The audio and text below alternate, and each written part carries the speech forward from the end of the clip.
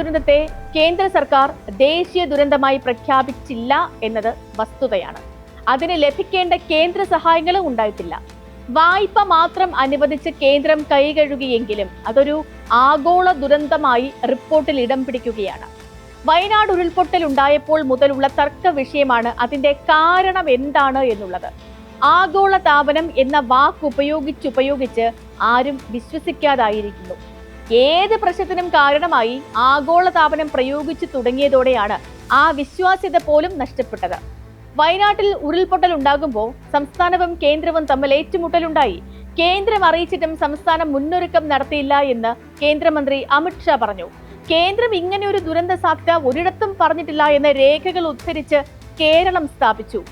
ഉരുൾപൊട്ടൽ പ്രവചിക്കാൻ സാധിക്കുന്നതായിരുന്നില്ല, എന്നാൽ സാധ്യത പറയാനുള്ള സാഹചര്യമുണ്ടായിരുന്നു. മേപ്പാടിയിലും ചൂരൽമലയിലും ഒക്കെ സാമാന്യത്തിലധികം മഴ പെയ്തിരുന്നു. സാധാരണ പെയ്യുന്നതിന്റെ 300 മടങ്ങായിരുന്നു ജൂലൈ 25 മുതലുള്ള ദിവസങ്ങളിൽ പെയ്തത്.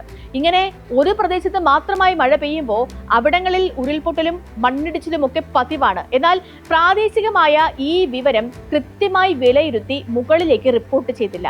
മുകളിൽ നിന്നും താഴേക്കല്ല, പ്രാദേശികമായ മഴയുടെ കാര്യത്തിൽ താഴെ നിന്നും മുകളിലേക്കാണ് റിപ്പോർട്ട് നൽകേണ്ടിയിരുന്നത്. അതുണ്ടായില്ല. അങ്ങനെ ഒരു റിപ്പോർട്ട് ഇനിയുള്ള കാലത്ത് ലഭിക്കുമ്പോൾ ചൂരൽമലയിലെ അനുഭവമുള്ളതിനാൽ എല്ലായിടത്തും ജാഗ്രതയുണ്ടാകും. അങ്ങനെ മഴ പെയ്തുവെങ്കിലും ആ മഴയുടെ കാരണമായിരുന്നു സ്ഥിരീകരിക്കാതെ കിടന്നത്. അതാണ് ഇപ്പോൾ വേൾഡ് മെറ്റിയോറോളജിക്കൽ ഓർഗനൈസേഷൻ തന്നെ സ്ഥിരീകരിച്ചിരിക്കുന്നത്.